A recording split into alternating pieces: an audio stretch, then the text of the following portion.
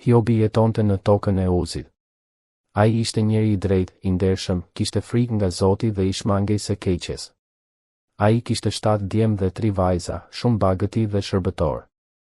Hiobi ishte njeriu më i pasur i asaj kohe. Bijtë e tij bënin festa dhe ftonin njëri tjetrin. Pas çdo feste, Hiobi i thërriste dhe lutej për ta, duke ofruar flijime për secilin, sepse thoshte: Mos ndoshta fëmijët e mi kanë mëkatuar në zemrat e tyre. Një ditë, bijtë e Zotit u paraqitën para Zotit dhe mes tyre erdhi edhe djalli. Zoti e pyeti: Prej nga vjen? Djalli u përgjigj: Duke ecur mbi tokë. Zoti tha: A e ke vënë re shërbëtorin tim Hiob? Nuk ka njeri si ai, i drejtë, i pastër dhe që ka frikë nga Zoti. Djalli tha: A e nderon Hiobi Zotin kot?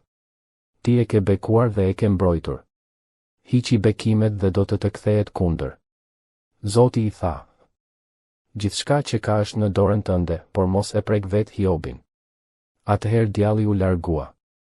Pas kësaj, brenda një dite, Hiobi humbi bagëtin, shërbëtorët dhe të gjithë fëmijët e tij. Një shtëpi u rrëzua dhe i vrau të gjithë.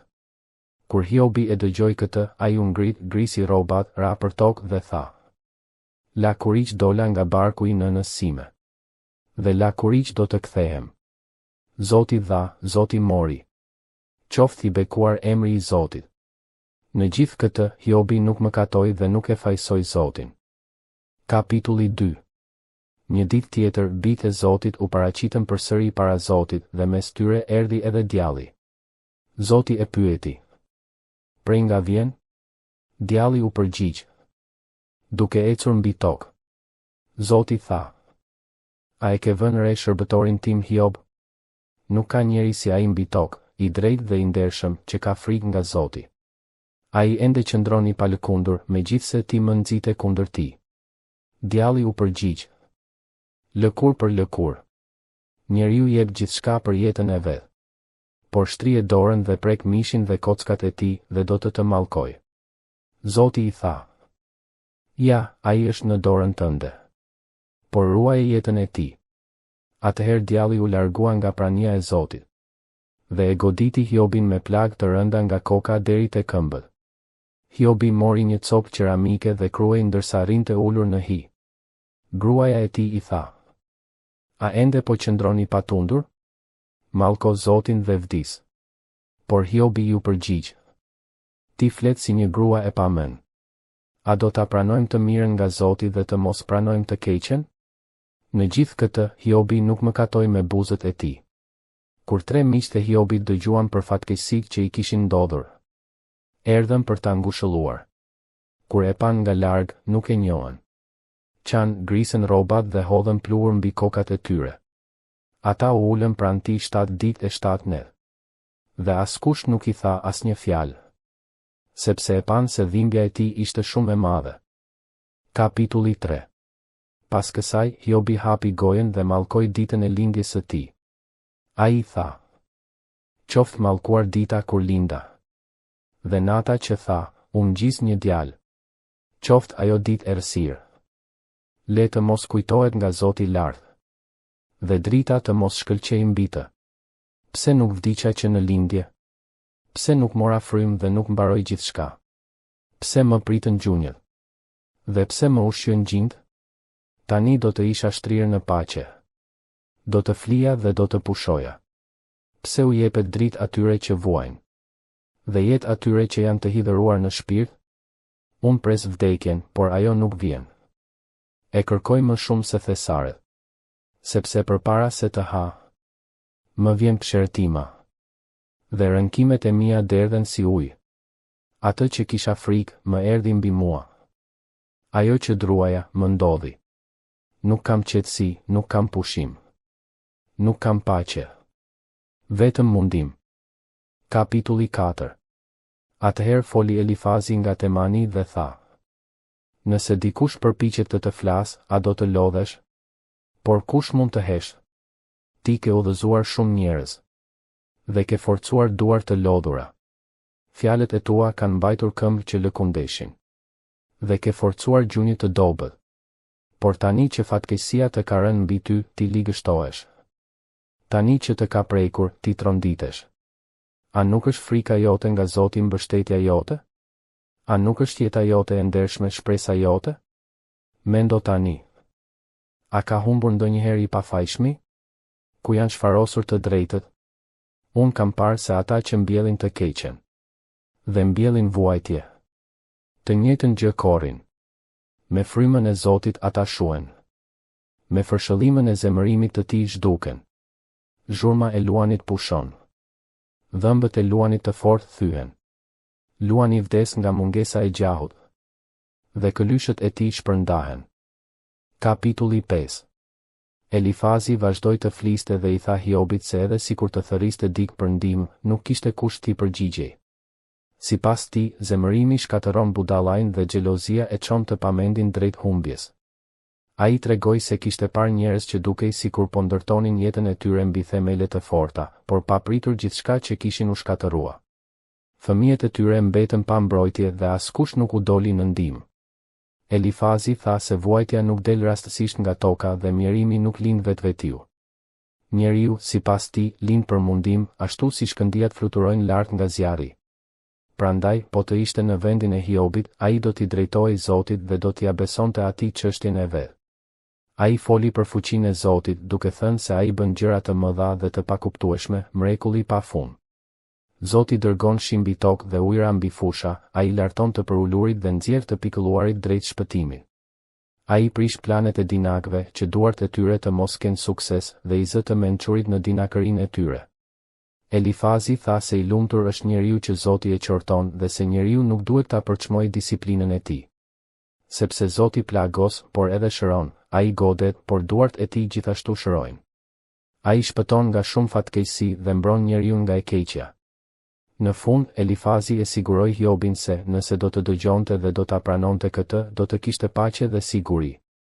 Ai tha se këto fjalë nuk ishin thënë pa u menduar, por ishin shqyrtuar me kujdes, prandaj Hiobi duhej t'i dëgjonte dhe t'i mbante mend për të mirën e vet. Kapitulli 6. Atëherë Hiobi u përgjigj dhe tha se, sikur dhimbja e tij të peshohej dhe vuajtja e tij të vijej në peshore, ajo do të ishte më e rëndë se rëra e detit. Për këtë arsye, fjalët e tij kishin dalë të ashpra, sepse shigjetat e të plotfuqishmit ishin ngulur në të dhe shpirti i tij po pinte helmin e tyre. Frikërat e Zotit e kishin rrethuar nga të gjitha anët. Ai pyeti nëse gomari i egër bërtet kur ka bar dhe nëse ka u rënkon kur ka ushqim. Ashtu si ushqimi pa krip nuk hahet, as fjalët pa kuptim nuk i sillnin më shije jetës së tij. Ajo që dikur nuk donte ta prekte, tani ishte bërë ushqimi i dhimbjes së tij. Hiobi tha se do të donte që Zoti t'i plotësonte kërkesën dhe t'i jepte fund jetës së tij, që ta shtypte pa mëshirë dhe ta çlironte. Megjithatë, edhe në këtë, ai thoshte se do të kishte ngushëllim, sepse nuk i kishte mohuar fjalët e Zotit. Ai pyeti se çfarë force kishte që të vazhdonte të priste dhe çfarë fundi kishte jeta e tij që të duronte më tej. Forca e tij nuk ishte prej guri dhe trupi i tij nuk ishte prej bronzi. Ai e ndjente se nuk kishte mendim në vetvete dhe se çdo shpresë i ishte larguar. Hiobi ju kthye miqve të tij dhe u tha se mikut që vuan duhet t'i tregohet dhe mshuri, edhe sikur ai të kishte humbur frikën nga Zoti. Por ata, sipas tij, ishin bërë si përroje që thahen, që duken të mbushura në dimër, por zhduken kur vjen vap. Udhëtarët mbështeten tek ato dhe mbeten të zhgënjur. Ai u tha se nuk kishte kërkuar prej tyre ar apo pasuri, as që ta shpëtonin nga duart e armikut. Ai vetëm kërkonte të kuptonte se ku kishte gabuar. Nëse fjalët e tij ishin të gabuara, le ta mësonin, por fjalët e sinqerta, tha ai, kanë forcë. Hiobi përfundoi duke thënë se miqt po e shtrembëronin drejtësinë dhe se në fjalët e tij nuk kishte mashtrim. Ai i ftoi të rishikonin gjykimin e tyre dhe të mos e trajtonin dhimbjen e tij si gënjeshtër. Kapitulli 7. Hiobi vazhdoi të fliste dhe tha se jeta e njeriut mbi tokë është si shërbim i rënd dhe ditët e tij janë si ditët e një punëtori me mëditje. Ashtu si një skllav që dëshiron hijen dhe një punëtor që pret pagën e tij, edhe ai kishte trashëguar muaj vuajtjeje dhe net pa gjumë. Kur shtrihej për të fjetur, pyeste veten se kur do të zbarte dita dhe kur çohej, nata dukej e pafund. Trupi i tij ishte i mbuluar me plagë dhe lëkura i çahej, ndërsa ditët e tij kalonin më shpejt se endësi dhe zhdukeshin pa shpresë. Ai tha se jeta e tij ishte vetëm një frymë dhe se sytë e tij nuk do ta shihnin më të mirën. Ai pyeti Zotin pse e kishte vënë në shënjestër dhe pse ishte bërë barë për veten e tij. Nëse kishte mëkatuar, çfarë dëmi i kishte shkaktuar Zotit që e kishte vëzhguar çdo çast? Hiobi u ankua se Zoti nuk ja falte fajin dhe nuk ja hiqte mëkatin, sepse së shpejti ai do të shtrihej në pluhur dhe askush nuk do ta gjente më. Ai foli drejt për drejt, pa e përmbajtur gojen, sepse shpirti i tij ishte i hidhëruar dhe zemra e tij e rënduar. Ai pyeti pse Zoti e ruante si një det i trazuar ose si një përbindësh, dhe pse nuk e linte të qetë as për një çast. Edhe ëndrat dhe vizionet e natës e tmerronin, dhe ai do të kishte preferuar vdekjen më shumë se jetën. Hiobi përfundoi duke thënë se ishte neveritur jeta dhe se nuk donte të jetonte më përgjithmonë. Ai i kërkoi Zotit që ta linte të qetë, sepse ditët e tij ishin vetëm një frymë që po shuhej. Kapitulli 8. Atëherë foli Bildadi nga Shuahu dhe tha se fjalët e Hiobit ishin si erë e fortë. Ai e pyeti nëse Zoti e shtrembëron drejtësinë apo nëse i plotfuqishmi e përmbys të drejtën. Sipas tij, nëse bijtë e Hiobit kishin mëkatuar, Zoti i kishte lënë në duart e shkeljes së tyre.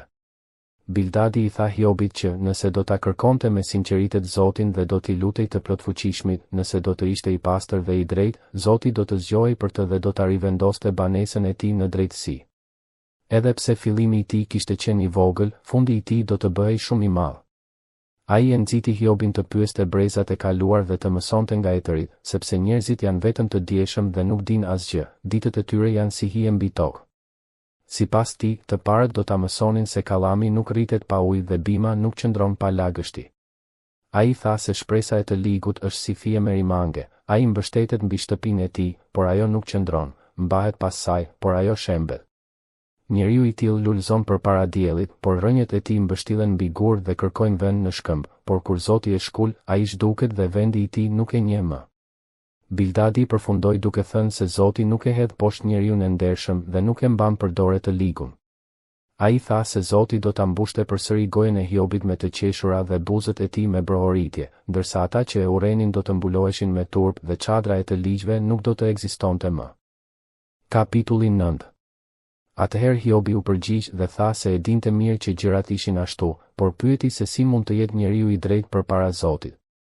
Ai tha se nëse dikush do të donte të hynte në gjyq me Zotin, nuk do të mund t'i përgjigjej asnjë pyetje nga 1000.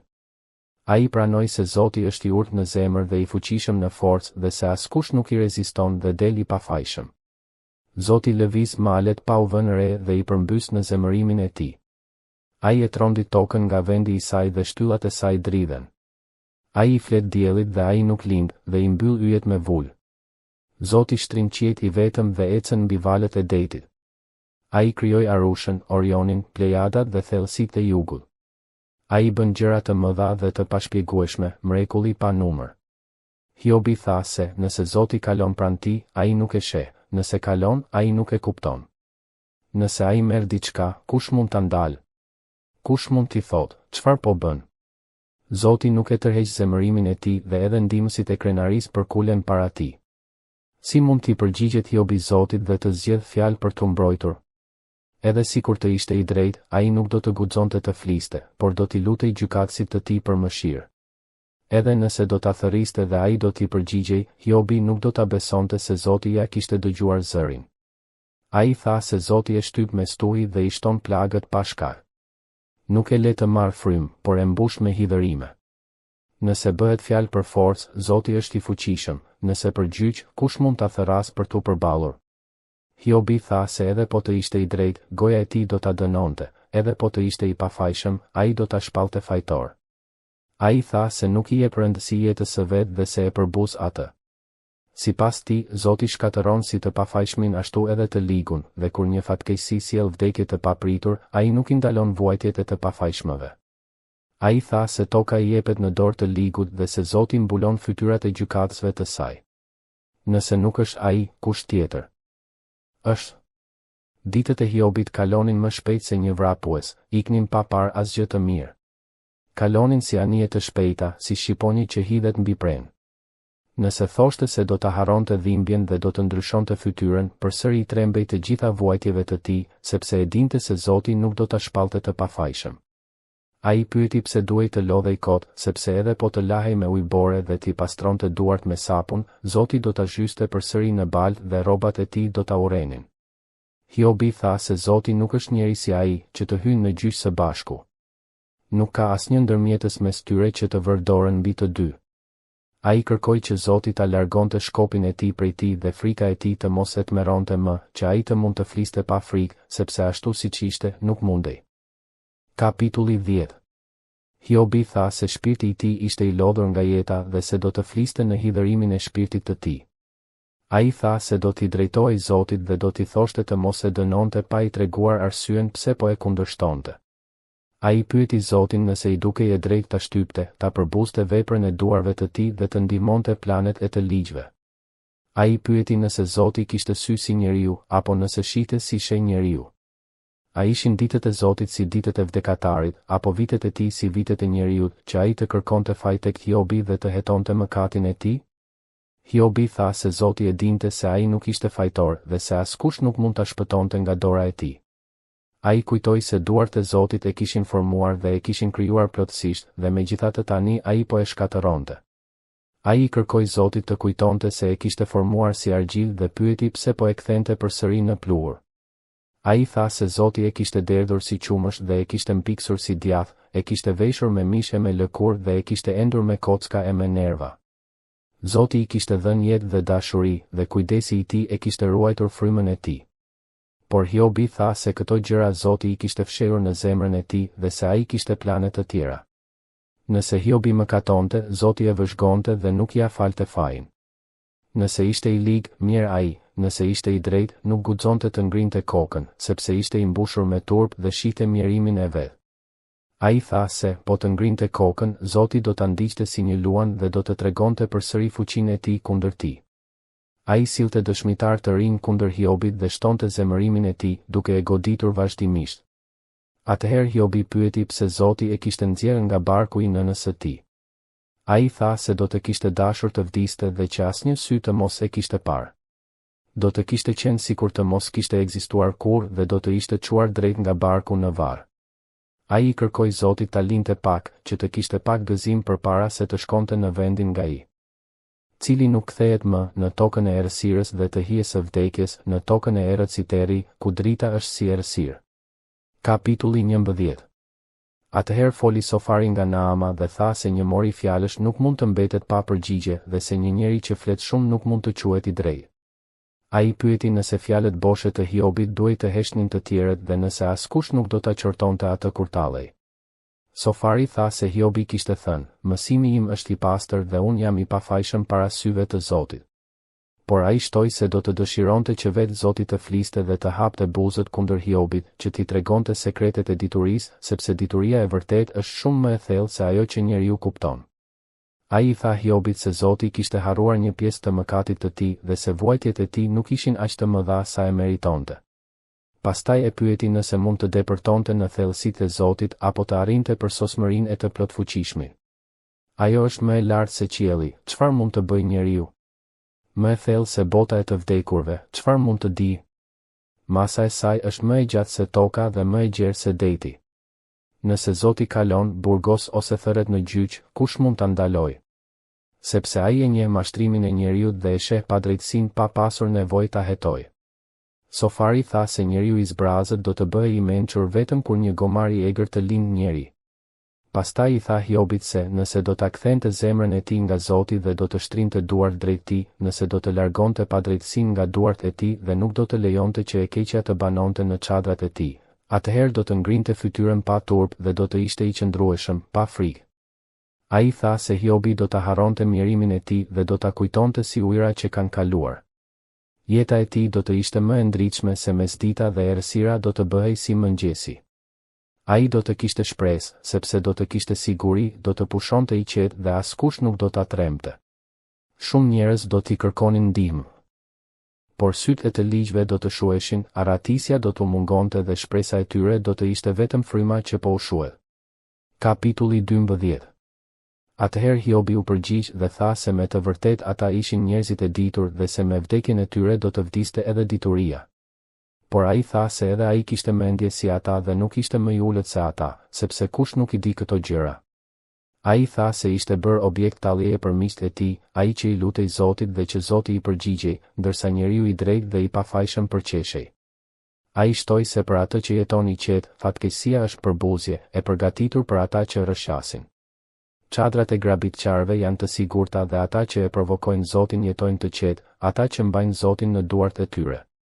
Por Hiobi tha që të pyesnin kafshët dhe ato do t'i mësonin, shpendët e qiellit do t'ua tregonin, toka do t'i udhëzonte dhe peshqit e detit do t'ua shpallnin. Kush nga të gjitha këto nuk e di se dora e Zotit i ka bërë? Në dorën e tij është jeta e çdo qenieje të gjallë dhe fryma e çdo njeriu. A nuk e provon veshi fjalën, ashtu siç shijon goja ushimin? Dituria është te pleqë dhe mençuria në jetën e gjallë. Te Zoti është mençuria dhe fuqia, ai ka këshill dhe kuptim. Çfarë ai rrezon nuk mund të rindërtohet, ka ai mbyll, askush nuk mund ta hap. Nëse ai ndalon ujërat, gjithçka thahet, nëse i lëshon, ato e përmbytin tokën. Tek ai është forca dhe mençuria, i tij është ai që gabon dhe ai që mashtron. Ai i çon këshilltarët zbathur dhe i bën gjykatësit të marrë. Ai i heq lidhjet mbretërve dhe u vë ripa në mes. Ai i çon priftërinë zbathur dhe përmbys të fuqishmin. Ai u heq fjalën njerëzve të besuar dhe u merr mendjen pleqve. Ai derdh përbuzje mbi princat dhe dobëson forcën e të fuqishmëve. Ai zbulon gjëra të thella nga errësira dhe nxjerr në dritë hijen e vdekjes. Ai i rrit kombet dhe pastaj i shkatëron, i zgjeron dhe pastaj i shpërndan.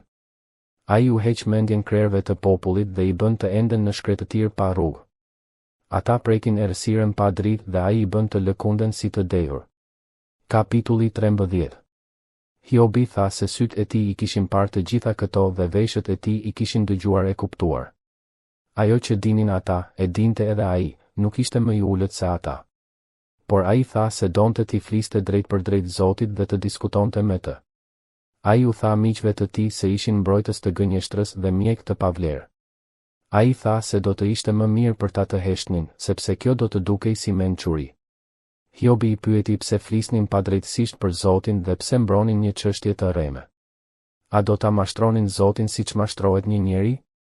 A do të ishte mirë nëse ai do t'i hetonte? Ai u tha se Zoti do t'i qortonte rënd nëse fshehurazi mbanin anë. Ai tha se madhështia e Zotit do t'i friksonte dhe tmerri i tij do të binte mbi ta. Fjalët e tyre ishin si fjalë pluhuri dhe mbrojtja e tyre si argjil. Pastaj Hiobi tha që ta linin të fliste dhe le të ndodhte çfarë të ndodhte. Ai ishte gati ta merrte jetën e tij në duar, sepse besonte te Zoti. Edhe nëse Zoti do ta vriste, ai përsëri do të shpresonte tek ai, por donte të mbronte rrugët e tij para tij. Ai tha se kjo do të ishte shpëtimi i tij, sepse asnjë i pabes nuk mund të dalë para Zotit. Ai kërkoi që Zoti ta dëgjonte me kujdes dhe t'i kushtonte vëmendje fjalëve të tij. Pastaj Hiobi i kërkoi Zotit dy gjëra, që ta largonte dorën e tij prej tij dhe që frika e tij të mos e tmerronte. Atëherë ai ishte gati të përgjigjej ose të fliste dhe Zoti t'i përgjigjej. Ai pyeti se sa ishin fajet dhe mëkatet e tij dhe kërkoi t'i njihte shkeljet e tij. Pse Zoti e fshite fytyrën dhe e trajtonte si armik? A do ta tremte një gjethe që dridhej dhe do ta ndiqte një kashë të thatë? Hiobi tha se Zoti po i shkruante gjëra të hidhura kundër tij dhe po e bënte të trashëgonte mëkatet e rinisë së tij. Ai tha se Zoti i kishte vënë këmbët në pranga, vëzhgonte të gjitha rrugët e tij dhe ndiqte çdo hap. Ai përfundoi duke thënë se njeriu tretet si diçka e kalbur, si rroba që i han tenja. Kapitulli 14. Hiobi tha se njeriu, i lindur nga gruaja, ka jetë të shkurtër dhe është plot shqetësime. Ai qel si lulja dhe thahet shpejt, ikën si hija dhe nuk qëndron. Megjithatë, mbi një qenie të tillë, Zoti i mban syt hapur dhe e sjell në gjykim. Ai pyeti se kush mund të nxjerrë diçka të pastër nga e papastra. Askush. Ditët e njeriut janë të numëruara dhe kufit e tij janë caktuar nga Zoti, ai nuk mund t'i kalojë. Hiobi i kërkoi Zotit ta linte pak të qetë, që të merrte frymë, derisa të mbaronte dita e tij si një punëtor që pret fundin e punës. Ai tha se për një pemë ka shpresë, edhe nëse pritet, ajo mund të mbi përsëri dhe lastarët e saj nuk mungojnë. Edhe nëse rënjet e saj plaken në tokë dhe trungu vdes në dhe, me aromën e ujit ajo ringjallet dhe nxjerr degë si një bimë e re. por njeriu vdes dhe zhduket, kur ai jep frymën e fundit, ku është? Ashtu si ujërat largohen nga deti dhe lumi thahet e shteron, edhe njeriu shtrihet dhe nuk ngrihet më, derisa të mos jenë më qiejt, ai nuk do të zgjohet dhe nuk do të çohet nga gjumi i tij. Hiobi tha se do të donte që Zoti ta fshite në varr, ta ruante derisa të kalonte zemërimi i tij dhe pastaj t'i caktonte një kohë për ta kujtuar. Ai pyeti, nëse njeriu vdes, a mund të jetojë përsëri? Ai tha se do të priste gjithë ditët e shërbimit të tij derisa të vinte ndryshimi. Ai tha se Zoti do ta thërriste dhe ai do të përgjigjej, Zoti do të dëshironte veprën e duarve të tij. Atëherë Zoti do t'i numëronte hapat e tij, por nuk do ta ruante mëkatin e tij. Shkelja e tij do të ishte e vulosur në një thes dhe faji i tij do të mbulohej. Hiobi tha se si mali që shembet dhe zhduket, si shkëmbi që zhvendoset nga vendi, si uji që gërryen gurin dhe përmbytjet që lajnë dheun, ashtu Zoti e shkatëron shpresën e njeriu. Ai tha se Zoti e mund përgjithmonë dhe ai largohet, Zoti i ndryshon fytyrën dhe e dërgon larg. Bijtë e tij mund të nderohen, por ai nuk e di, mund të poshtërohen, por ai nuk e kupton. Trupi i tij ndjen vetëm dhimbje dhe shpirti i tij mban vetëm pikëllim. Kapitulli 15. Atëherë foli Elifazi nga Temani dhe tha se një njeri i ditur nuk duhet të flasë me fjalë boshe, as të mbush veten me erë lindore. Ai e qortoi Hiobin se po fliste pa dobi dhe se fjalët e tij nuk sillnin asgjë të mirë. Elifazi tha se fjalët e Hiobit po e minonin frikën ndaj Zotit dhe po e dobësonin lutjen. Ai tha se vetë goja e Hiobit po e dënonte dhe jo ai. Ai pyeti nëse Hiobi ishte i pari njeri i lindur, apo nëse kishte qenë i pranishëm në këshillin e Zotit për të zotëruar mençuri të veçantë. Ai tha se edhe pleqt dhe të moshuarit ishin me ta, njerëz më të vjetër se babai i Hiobit. Ai pyeti pse Hiobi i përbuste ngushëllimet e Zotit dhe pse e kthente zemrën kundër tij. Ai tha se sytë e Hiobit shkëlqenin nga zemërimi dhe se fjalët e tij po dilnin të rreme. Elifazi tha se njeriu nuk mund të jetë i pastër para Zotit dhe se edhe qielli nuk është i pastër para tij. Sa më pak, njeriu i neveritshëm dhe i prishur që pi pavësinë si ujë. Pastaj ai përshkroi fatin e të ligut, ai jeton në frikë gjithë jetën e tij, zërat meri i vinë në vesh dhe në kohë paqeje e sulmon shkatërimi. Ai nuk beson se do të shpëtojë nga errësira dhe shpata e pret. Ai endet për bukë dhe e di se dita e errësirës është afër. Ankthi dhe frika e tronditin, sepse ai ka shtrirë duart kundër Zotit dhe është ngritur me kryenësi kundër tij. Ai vrapon kundër Zotit me mburoja të forta, megjithse ka jetuar në bollë. Elifazi tha se shtëpitë e tij do të mbeten të shkreta dhe pasuria e tij nuk do të zgjas. Ai nuk do të dalë nga errësira, flaka do t'i thajë degët dhe fryma e Zotit do ta zhdukë. Ai nuk duhet të mashtrohet duke u mbështetur te kotësia, sepse kotësia do të jetë shpërblimi i tij. Para se t'i vi koha, ai do të thahet si hardhi pa rrush dhe si ulliri që hedh lule. Sepse bashkësia e hipokritëve është shterp dhe zjarri i përpin çadrat e atyre që pranojnë ryshfe. Ata mbarsin ligësi dhe lindin mashtrim, dhe barku i tyre përgatit mashtrim. Kapitulli 16. Atëherë Hiobi u përgjigj dhe tha se kishte dëgjuar shumë fjalë të tilla, miqtë e tij ishin ngushëllues të mirë. Ai pyeti nëse fjalët boshe do të kishin ndonjëherë fund dhe çfarë i shtynte ata të flisnin kështu. Ai tha se edhe ai do të mund të fliste si ata, nëse do të ishin në vendin e tij, do të lidhte fjalë kundër tyre dhe do të tunte kokën mbi ta. Por ai do t'i forconte me gojën e tij dhe ngushëllimi i buzëve të tij do ta lehtësonte dhimbjen e tyre. Hiobi tha se edhe kur fliste, dhimbja e tij nuk lehtësohej dhe kur heshte, ajo nuk largohej.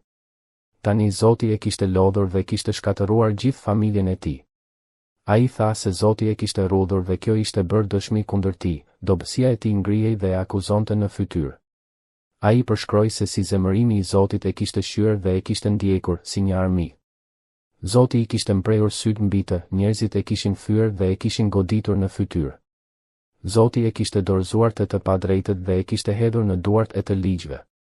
Ai tha se jetonte i qetë, por Zoti e kishte tronditur, e kishte kapur për qafe dhe e kishte thyer. Ai e kishte vendosur si shenjë për shigjetarët, shigjetat e tij e kishin shpuar pa mëshirë dhe i kishte derdhur tëmthin në tokë. Ai e kishte çar plag mbi plag dhe i ishte vërsulur si luftëtar. Hiobi tha se kishte qepur thes mbi lëkurën e tij dhe kishte përulur kokën në pluhur. Fytyra e tij ishte skuqur nga lotët dhe hija e vdekjes ishte mbi qepallat e tij, edhe pse nuk kishte dhunë në duart e tij dhe lutja e tij ishte e pastër. Ai I thiri tokës që të mos e mbulonte gjakun e tij dhe klithma e tij të mos pushonte. Ai tha se edhe tani dëshmitari I tij ishte në qiell dhe avokati I tij ishte larg. Miqtë e tij e përqeshnin, por syri I tij derte lot drejt Zotit. Ai dëshironte që dikush të ndërmjetësonte për një njeri me Zotin, siç ndërmjetëson një njeri për mikun e tij. Sepse vitet e tij të numëruara po mbaronin dhe ai po shkonte në rrugën nga e cila nuk kthehet më. Kapitulli 17. Hiobi tha se fryma e tij ishte e thyer, ditët e tij po shuheshin dhe varri e priste. Ai tha se përqeshësit e rrethonin dhe sytë e tij shikonin vetëm tallje. Ai I kërkoi Zotit të ishte garant për të, sepse kush tjetër do të jepte dorë për të. Ai tha se Zoti ua kishte mbyllur mendjen miqve të tij dhe prandaj ata nuk mund të triumfonin. Ai tha se ai që tradhton miqt për përfitim, sytë e bijve të tij do të shuhen. Ai tha se ishte bërë proverb për popujt dhe njerëzit e pështynin në fytyrë. Sytë e tij ishin erësuar nga dhimbja dhe gjymtyrët e tij ishin si hije. Të drejtët do të çuditen nga kjo dhe I pafajshmi do të ngrihet kundër hipokritit. I drejti do të qëndrojë në rrugën e tij dhe ai që ka duar të pastra do të forcohet gjithnjë e më shumë. Hiobi u tha miqve të tij të ktheheshin përsëri, sepse ai nuk gjente asnjë të mençur mes tyre. Ditët e tij kishin kaluar, planet e tij ishin shkatëruar dhe shpresat e zemrës së tij ishin këputur. Ai tha se nata ishte bërë ditë për të dhe drita ishte afër, edhe pse errësira e rrethonte.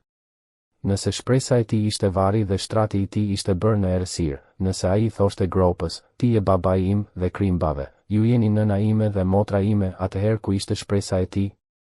Ai pyeti se kush mund ta shite shpresën e tij. A do të zbriste ajo me të në botën e të vdekurve? A do të pushonin të dy së bashku në pluhur? Kapitulli 18. Atëherë foli Bildadi nga Shuahu dhe tha se sa kohë do të vazhdonin këto fjalë. Ai kërkoi që së pari të kuptonin dhe pastaj të flisnin. Ai e pyeti pse trajtoheshin si kafsh dhe pse konsideroheshin të pamençur në sytë e Hiobit. Ai I tha Hiobit se zemërimi I tij po e coptonte vetveten. A do të braktisej toka për shkakun e tij, apo do të lëvizej shkëmbi nga vendi I tij? Bildadi tha se drita e të ligut do të shuhej dhe flaka e zjarrit të tij nuk do të ndriçonte më. Drita në çadrën e tij do të errësohej dhe llamba mbi të do të shuhej. Hapat e tij të fuqishëm do të shkurtoheshin dhe planet e tij do ta rrëzonin. Ai tha se I ligu kapet nga rjeta e vet dhe ecën mbi grack. Kurthi e kap nga thembra dhe lakuri I mbyllet rreth tij. Një litar është fshehur në tokë dhe një grack e pret në rrugë. Tmeri e rrethon nga të gjitha anët dhe e ndjek hap pas hapi. Forca e tij dobësohet nga uria dhe shkatërimi është gati pranë tij. Sëmundja I ha lëkurën dhe I shkatëron gjymtyrët. Ai shkëputet nga siguria e çadrës së tij dhe çohet te mbreti I tmerit. Në çadrën e tij banon ajo që nuk është e tij, mbi banesën e tij hidhet squfur. Poshtë rrënjët e tij thahen dhe sipër degët I priten.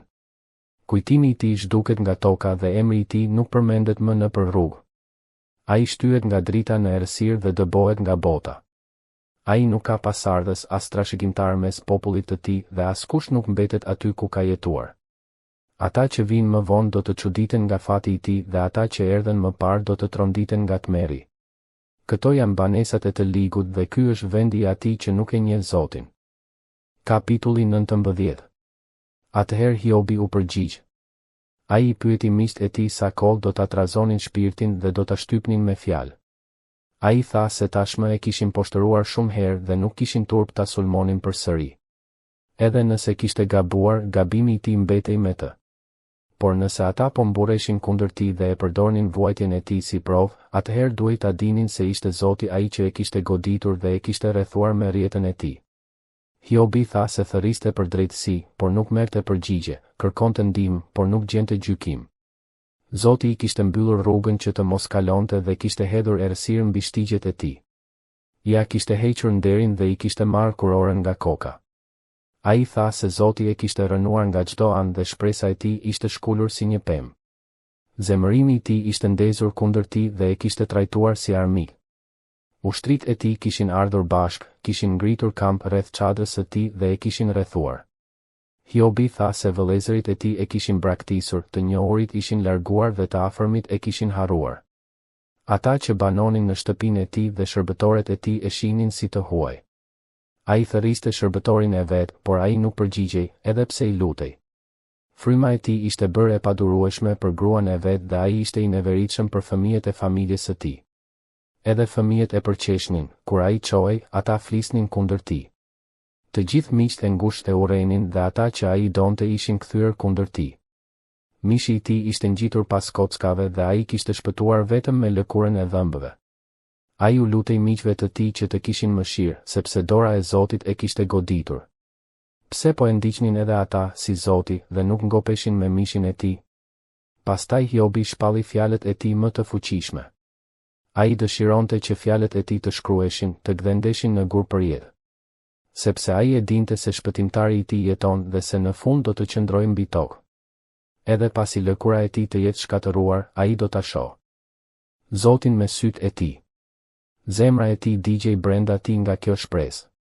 Ai I paralajmëroi miqtë e tij të kishin frikë nga shpata, sepse zemërimi sjell ndëshkim dhe ka një gjykim. Kapitulli 20. Atëherë foli Sofari nga Naamathi. Ai tha se mendimet e tij po e shtynin të përgjigjej, sepse brenda tij ndjente një trazim të fortë. Ai tha se po dëgjonte qortim që e fyente dhe se mendja e tij po e nxiste të fliste. Sofari kujtoi se që nga kohët e lashta, që kur njeriu u vendos mbi tokë, gëzimi I të ligut ka qenë I shkurtër dhe hareja e hipokritit zgjat vetëm një çast. Edhe nëse krenaria e tij ngrihet deri në qiell dhe koka e tij prek rehet, ai zhduket si pleu I vet dhe ata që e kanë parë pyesin se ku është. Ai fluturon si një ëndër dhe nuk gjendet më, largohet si një vegim nate. Syri që e pa nuk do ta shohë më dhe vendi I tij nuk do ta shohë më kurrë. Bitë e tij do të kërkojnë lëmosh të varfërve dhe duart e tij do të kthejnë pasurinë. Kockat e tij janë plot forcë rinore, por ajo shtrihet me të në pluhur. Edhe pse ligësia I duket e ëmbël në gojë dhe e fshen në gjuhë, edhe pse e shijon dhe nuk e lëshon, ajo kthehet në helm në barkun e tij, si helm gjarpri. Pasurinë që gëlltiti do ta vjellë, Zoti do t'ja nxjerrë nga barku. Ai thith helm nepër kash dhe gjuha e nepërkës e vret. Nuk do të shoh më rrjedhat e vajit dhe lumenjt e mjaltit e të qumështit. Ai kthen atë që ka fituar dhe nuk e shijon, nuk gëzon nga tregtia e tij. Sepse ka shtypur të varfrit dhe ka braktisur shtëpi që nuk I kishte ndërtuar. Me që barku I tij nuk njeh ngopje, ai nuk do të shpëtojë asgjë nga ajo që dëshironte. Asgjë nuk I mbetet pasi ka ngrënë gjithçka, prandaj mirëqenia e tij nuk zgjat. Në mes të bollëkut, ankthi e kap dhe çdo dorë fatkeqësie bie mbi të. Kur ai përpiqet të mbushë barkun, Zoti dërgon mbi të zjarrin e zemërimit të tij. Ai ikën nga arma e hekurt, por harku I bronzë dhe shpon. Shigjeta I del nga trupi dhe maja e ndritshme nga mëlçia, tmerri bie mbi të. Errësira e plot është rezervuar për thesaret e tij, një zjarr I pafryrë nga njeriu e përpin. Qielli zbulon fajin e tij dhe toka ngrihet kun. Kapitulli 21.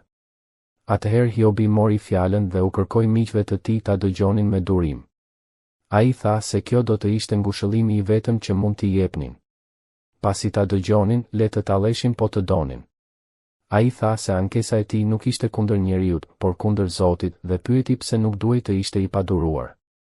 U kërkoi të shikonin dhe të çuditeshin, sepse ajo që do të thoshte ishte tronditse. Hiobi pyeti pse të ligjt jetojnë, plaken dhe bëhen të fuqishëm. Fëmijët e tyre janë të sigurt përpara tyre dhe pasardhësit e tyre rriten nën sytë e tyre. Shtëpitë e tyre janë të qeta, pa frikë, dhe shkopi I Zotit nuk bie mbi ta. Gjedi I tyre mbarset dhe nuk dështon, lopët e tyre pjellin dhe nuk dështojnë. Ata nxjerrin fëmijët si tufa dhe kërcenin nga gëzimi. Këndojnë me daule dhe harp dhe gëzohen nga tingulli I fyellit.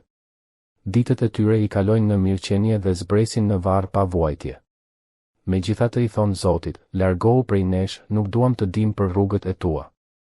Kush është I plotfuqishmi që ta shërbejmë dhe çfarë dobi kemi nëse I lutemi? Por pasuria e tyre nuk është në duart e tyre, këshilla e të ligjve është larg meje, tha Hiobi. Sa rrallë shuhet llamba e të ligut?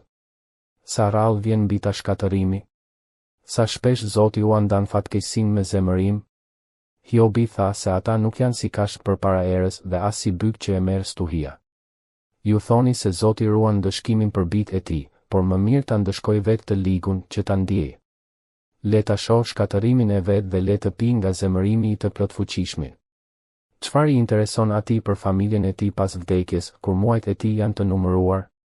A mund t'i mësohet dijen i Zotit, kur ai gjykon edhe ata që janë në lartësi?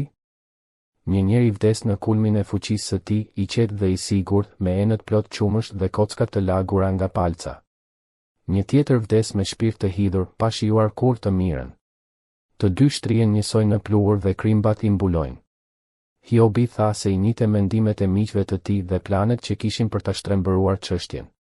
Ata pyesnin se ku ishte shtëpia e princit dhe çadra e të ligut.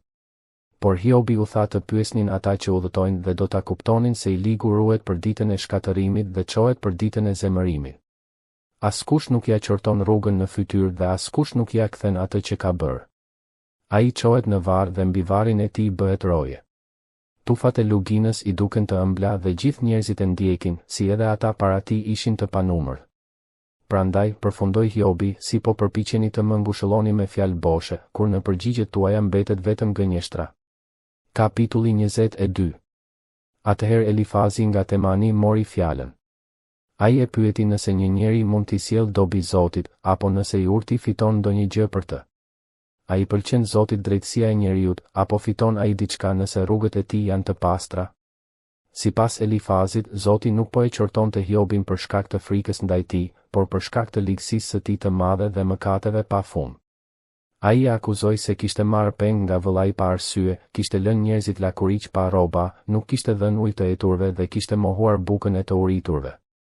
Ai tha se Hiobi kishte dërguar vejushat bosh dhe kishte thyer krahët e jetimëve. Prandaj, sipas tij, kurthet e rrethonin dhe frika e papritur e tmerronte. Errësira e mbulonte dhe ujërat e shumta e mbysnin. Elifazi pyeti nëse Zoti nuk ishte lart në qiell dhe nëse yjet nuk ishin të larta.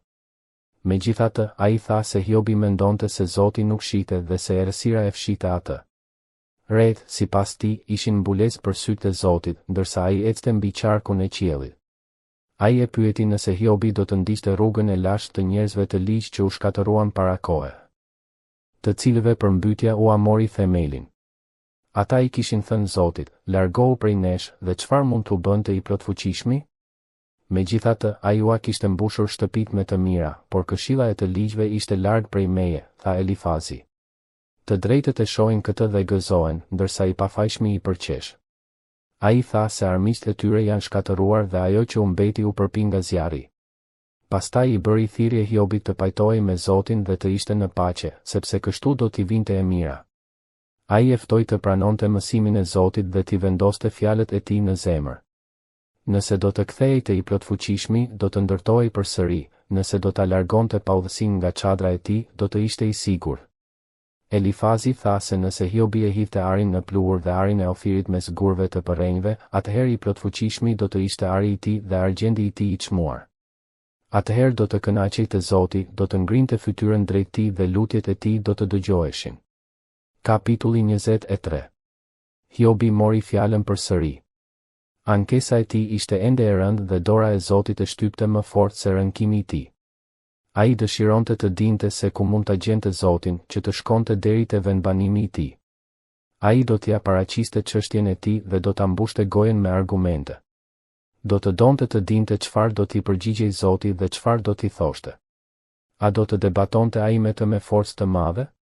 Jo, ai do t'i kushtonte vëmendje. Atje, i drejti do të mund të debatonte me të dhe Hiobi do të çlirohej përgjithmonë nga gjykatësi i tij. Por kur ai shkonte në lindje, Zoti nuk ishte aty, në perëndim nuk e gjente. Në veri, kur ai vepronte, ai nuk e shite, në jug, ai fshihej dhe nuk e shite. Megjithatë, Zoti e dinte rrugën që ai ndiqte, po ta provonte, ai do të dilte si ari. Këmba e tij ishte mbajtur fort në shtigjet e Zotit, ai kishte ruajtur rrugën e tij dhe nuk ishte larguar.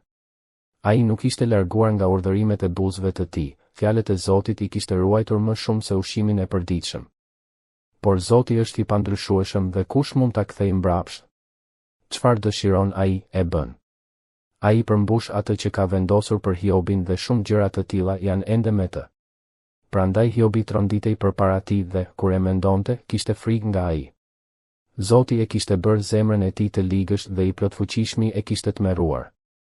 Megjithatë, ai nuk ishte shuar para errësirës dhe as para terrës që i mbulonte fytyrën. Kapitulli 24. Hiobi pyeti pse i plotfuqishmi nuk cakton kohë për gjykim dhe pse ata që e njohin Zotin nuk i shohin ditët e tij. Ai foli për padrejtësitë që ndodhin hapur në tokë. Disa lëvizin kufit e tokave, vjedhin kopet dhe i kullosin si të tyre. Ata marrin gomarin e jetimit dhe marrin si peng kaun e vejushës. I largojnë të varfrit nga rruga dhe të mirët e vendit fshihen së bashku. Si gomar të egër në shkretëtir, të varfrit dalin për të kërkuar ushqim, shkretëtira u jep bukë për fëmijët e tyre. Ata korrin fushat e të ligut dhe mbledhin vreshtat e të pabesit. Të zhveshur kalojnë natën pa rroba dhe nuk kanë mbulesë kundër të ftohtit. Lagen nga shirat e maleve dhe, pas tre, përqafojnë shkëmbin. Jetimin e shkëpusin nga gjiri i nënës dhe marrin si peng foshnjën e të varfrit. Ata ecin lakuriq pa rroba, të uritur bartin duaj. Nxjerrin vaj mes mureve të tyre, shkelin në tezgë rrushin, por kanë etje. Nga qyteti ngrihen rënkimet e njerëzve që po vdesin dhe shpirti i të plagosurve klith, por Zoti nuk i vëre këto padrejtësi. Ka nga ata që rebelohen kundër dritës, nuk i njohin rrugët e saj dhe nuk qëndrojnë në shtigjet e saj. Vrasësi çohet herët, bret të varfrin dhe nevojtarin, ndërsa natën bëhet si hajdull. Syri i shkelësit të kurorës pret muskut, duke thënë, askush nuk do të më shoh, dhe mbulon fytyrën. Në errësirë hyjnë në shtëpi, ditën rinë të mbyllur, sepse nuk e njohin dritën. Për ta, agimi është si hija e vdekjes, kur vjen drita, i kap tmerri. Ata rëmbehen si kashë mbi ujë, pjesa e tyre në tokë është e mallkuar dhe nuk kthehen më në vreshta. Si thatësira dhe nxehtësia që shkrin borën, ashtu varri i merr ata që kanë mëkatuar. Barku i nënës i harron dhe krimbat i ushqehen, kujtimi i tyre zhduket dhe ligësia thyet si pemë. Ata keq trajtojnë shterpën dhe nuk u bëjnë mirë vejushave. Por Zoti i zgjat jetën të fuqishmit me forcën e tij, ata ngrihen kur nuk kanë shpresë për jetë. Ai u jep siguri dhe ata mbështeten, por sytë e tij janë mbi rrugët e tyre. Ata ngrihen për pak kohë, pastaj zhduken, ulen dhe mblidhen si të gjithë të tjerët dhe priten si majat e kallinjve. Nëse kjo nuk është kështu, kush do të më gënjej dhe do t'i bëj fjalët e mia asgjë? Kapitulli 25. Pastaj Bildadi nga Shuahu foli.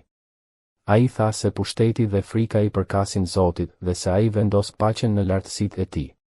Ai pyeti nëse ushtritë e tij mund të numërohen dhe mbi kë nuk ngrihet drita e tij. Ai pyeti se si mund të jetë i drejtë njeriu para Zotit, ose si mund të jetë i pastër ai që lind nga gruaja. Sipas tij, edhe hëna nuk shkëlqen dhe yjet nuk janë të pastër para Zotit. Sa më pak, njeriu që është vetëm një krimb dhe biri i njeriut që është vetëm një larvë. Kapitulli 26. Hiobi u përgjigj duke thënë se sa shumë e kishin ndihmuar atë që ishte pa fuqi dhe sa shumë e kishin shpëtuar krahun e dobët. Ai pyeti se kë kishin këshilluar dhe nga kush kishte dalë mençuria e tyre. Ai tha se hijet dridhen poshtë hujrave dhe banorët e tyre. Bota e të vdekurve është e zbuluar përpara Zotit dhe shkatërimi nuk ka mbulesë. Zoti shtrin veriun mbi zbrazët e tij dhe var tokën mbi asgjë. Ai i lidh ujërat në rreth e tij dhe reja nuk çahet nën to, ai mbulon fronin e tij dhe shtrin re mbi të. Ai ka vënë një rreth mbi sipërfaqen e ujërave, deri në kufirin mes dritës dhe errësirës. Shtyllat e qiellit dridhen dhe tronditen nga qortimi i tij. Me fuqinë e tij ai e qetëson detin dhe me zgjuarsinë e tij e godet Rahabin. Me frymën e tij qielli bëhet i kthjellët dhe dora e tij shpon gjarprin i Kana. Por këto janë vetëm skaji i veprave të tij, një pëshpëritje e zbeth e fuqisë së tij. Kush mund ta kuptojë bubullimën e fuqisë së tij? Kapitulli 27. Hiobi vazhdoi fjalën e tij dhe tha: Për sa kohë që Zoti jeton, ai që më ka hequr të drejtën time, dhe i gjithfuqishmi që ma ka mbushur shpirtin me hidhërim, për sa kohë që fryma ime është ende në mua, dhe fryma e Zotit në vrimat e hundës sime. Buzët e mia nuk do të flasin pa drejtësi, dhe gjua ime nuk do të thotë gënjeshtra. Larg qoftë prej meje të pranoj se ju keni të drejtë. Derisa të vdes, nuk do të heq dorë nga pafajësia ime. Do ta mbaj fort drejtësinë time dhe nuk do ta lëshoj. Zemra ime nuk më qorton për asnjë nga ditët e mia. Armiku im le të jetë si i pabesi, dhe ai që ngrihet kundër meje si i padrejti. Sepse çfarë shprese ka hipokriti kur Zoti ja merr jetën? A do ta dëgjoj Zoti britmën e tij kur ta zër fatkeqësia? A gjen ai kënaqësi të i gjithfuqishmi? A e thëret Zotin në çdo kohë? Unë do t'ju mësoj për dorën e Zotit. Dhe nuk do të fshe atë që bën I gjithfuqishmi. Ja, të gjithë ju e keni parë këtë. Pse atëherë flisni kotësi? Ky është fati që Zoti u jep njerëzve të pabesë. Trashëgimia që marrin ata që nuk e njohin atë. Edhe sikur të kenë fëmijë dhe pasuri, ata nuk do të kenë dobi nga ajo, dhe ata që mbeten do të shkatërohen.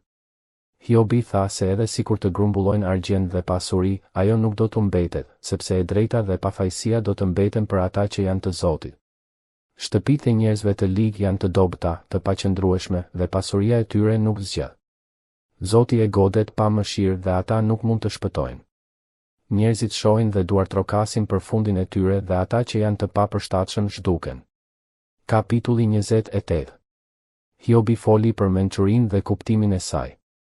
Ai tha se njeriu di të nxjerrë argjend nga toka dhe të pastrojë arin, ai nxjerr hekura dhe bakër nga gurët, depërton në errësirë dhe gjen thellësitë më të fshehura. Ai hap tunele në shkëmb, shemb male dhe ndalon ujërat për të nxjerrë thesare që janë fshehur, por megjithatë, mençuria nuk gjendet aty ku njeriu e kërkon. Ajo nuk është në tokën e të gjallëve, as në thellësitë e detit. Nuk blihet me ar, as me argjend, as me gur të çmuar, sepse vlera e saj është më e madhe se çdo pasuri. Vetëm Zoti e njeh rrugën e saj dhe vendin ku banon. Ai sheh skajet e tokës dhe gjithçka që është nën qiell. Ai caktoi erën, ujërat, shiun dhe bubullimin, dhe kur e pa mençurinë, e vendosi dhe e shpalli. Ai I tha njeriut se frika nga Zoti është mençuri dhe largimi nga e keqja është dituri. Kapitulli 29. Hiobi kujtoi ditët e tij të vjetra, kur Zoti e mbështeste dhe lavdëronte jetën e tij. Ai ndjente respekt nga të tjerët dhe njerëzit e dëgjonin kur fliste. Mbretërit dhe princat I jepnin vëmendje fjalëve të tij, dhe ata që nuk ishin të drejtë ndiheshin të trembur në praninë e tij. Ai ndihej I sigurt dhe I respektuar si një mbret në vendin e tij. Të varfrit e thërrisnin dhe Hiobi I ndihmonte pa frikë, ata që kishin nevojë e gjenin tek ai mbështetje. Ai ndjente kënaqësi kur shikonte të vejat dhe jetimët që gëzonin për shkak të ndihmës së tij. Ai flinte pa brenga dhe nata I vinte qetë, sepse Zoti e mbështeste dhe ai ndjente paqe në zemër. Hiobi kujtoi si Zoti e mbushte shtëpinë e tij me begati dhe si të gjithë të afërmit e tij jetonin në harmoni dhe lumturi. Ai ndjente krenari për fëmijët e tij dhe shihte frytet e veprave të tij të mira. Në ato ditë, Zoti e kishte bërë të ndihej I fuqishëm dhe I sigurt, dhe njerëzit e respektonin për drejtësinë dhe mençurinë e tij. Por tani, tha Hiobi, ato ditë duket se janë larg, dhe ai ndjente mungesën e mirësisë së Zotit dhe respektit të njerëzve.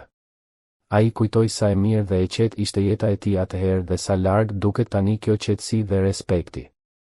Kapitulli 30.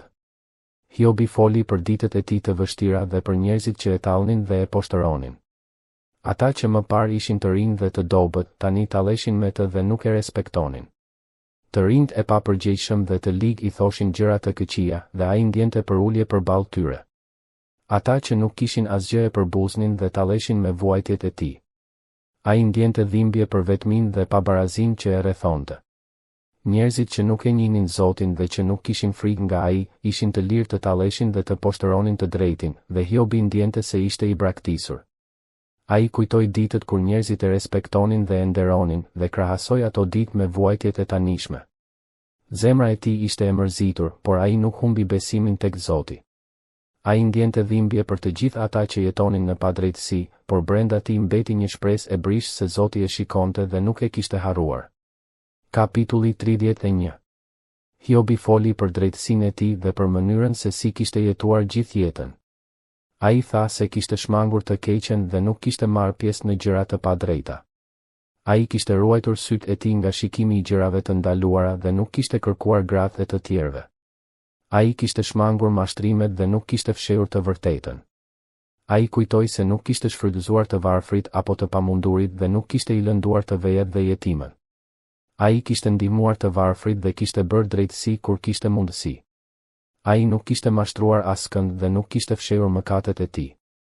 Hiobi tha se nëse ka bërë ndonjë gabim, nëse ka marrë më shumë se sa I takonte, atëherë ai e pranon dhe e di që Zoti është dëshmitar I veprave të tij. Ai tha se nuk kishte frikë nga Zoti, sepse gjithmonë kishte vepruar drejt dhe kishte mbajtur një jetë të pastër. Ai tha se çdo ditë kishte kërkuar drejtësinë dhe nuk kishte lejuar asnjë të padrejtë të gëzohej nga veprat e tij të lij. Në këtë kapitull, Hiobi vërteton pafajësinë e tij dhe bindjen e tij se kishte jetuar drejt, pavarësisht vuajtjeve dhe talljes së njerëzve. Ai e mbante besimin e tij tek Zoti dhe e dinte që drejtësia e tij ishte mbi gjithçka. Kapitulli 32. Pasi Hiobi përfundoi fjalën e tij, 3 miqtë e tij nuk gjetën asnjë kundërshtim, por nuk i përgjigjeshin më. Në atë kohë një njeri i ri quhej Elihu, biri i Barakelit nga Buziti, u zemërua dhe foli. Ai u zemërua sepse miqtë e Hiobit nuk kishin gjetur asgjë për të thënë dhe kishin mbetur të heshtur, ndërkohë që Hiobi kishte shpallur pafajësinë e tij dhe ishte shprehur kundër Zotit. Zemërimi i Elihut u ndez dhe ai tha se nuk do të heshte më. Ai tha se ishte i ri dhe nuk kishte vite të shumta si miqtë e tjerë, prandaj kishte hezituar të fliste më parë. Ai tha se mosha nuk është gjithmonë treguesi i mençurisë dhe fryma e Zotit mund të japë dituri edhe tek të rinj. Ai kishte duruar të dëgjonte, por tani ndihej i detyruar të fliste, sepse zemra e tij po digjej brenda. Elihu tha se kishte dëgjuar fjalët e Hiobit dhe të miqve të tij dhe tani donte të shpjegonte drejtësinë e Zotit dhe fuqinë e tij. Ai tha se Zoti nuk e shkatëron të drejtin dhe nuk injoron të ligun. Fjala e tij është e madhe dhe nuk mund të mohohet, dhe të gjithë duhet të kuptojnë se ai është i drejtë dhe i drejtë në veprat e tij. Kapitulli 33. Elihu foli dhe tha se Hiobi duhet të dëgjojë fjalët e Zotit dhe të kuptojë se nuk është i gjykuar kot. Ai tha se Zoti fliste me njerëzit në mënyra të ndryshme, shpesh përmes ëndrave dhe vizioneve që i tregojnë të vërtetën dhe udhëheqin shpirtin. Në ëndër, Zoti mund të paralajmërojë dhe të largojë njeriu nga e keqja, për ta shpëtuar atë nga rruga e lij. Ai tha se shpesh vuajtjet shërbejnë për të përmirësuar njeriu dhe për të hequr nga ai gabimet, që të rikthehet tek drejtësia dhe të kuptojë fuqinë e Zotit. Njeriu mund të jetë në dhimbje, por kjo është një mënyrë për të mësuar dhe për të kuptuar se Zoti është i drejtë dhe i fuqishëm. Elihu tha se Hiobi nuk duhet të mendonte se vuajtjet e tij janë shkatërim i Zotit, sepse ato janë mësime dhe paralajmërime. Zoti nuk injoron asnjë njeri dhe nuk i mohon drejtësinë e tij. Ai i shikon të gjithë dhe përdor çdo mënyrë të mundshme për të treguar fuqinë, mençurinë dhe drejtësinë e tij. Kapitulli 34. Elihu foli dhe tha se Zoti nuk vepron padrejtësisht dhe nuk i injoron njerëzit. Ai është i fuqishëm dhe askush nuk mund ta sfidojë, ai dëgjon britmat e njerëzve dhe shikon veprat e tyre. Elihu tha se njerëzit e pabes mund të mendojnë se janë të lirë për të bërë çfarë të duan, por Zoti i ndëshkon për veprat e tyre. Ai nuk i lejon të ligët të mbeten të paprekur dhe nuk i shpëton ata që i mohojnë të tjerët drejtësinë dhe të varfrit. Elihu tha se njeriu nuk mund të thotë që Zoti nuk ka të drejtë, sepse çdo gjë që ai bën është e drejtë. Zoti është i fuqishëm dhe i drejtë, ai i sheh të gjithë dhe nuk i shmanget asnjë njeriu. Ai përdor pushtetin e tij për të rregulluar dhe udhëhequr botën dhe çdo njeri sipas drejtësisë së tij. Kapitulli 35. Elihu vazhdoi dhe foli për njerëzit që ankohen dhe mendojnë se Zoti nuk i dëgjon. Ai tha se nuk është Zoti ai që humb ose përfiton nga ligësia e njerëzve. Nuk është ai që bëhet më i fuqishëm nga e keqja apo më i dobët nga e mira e njeriu.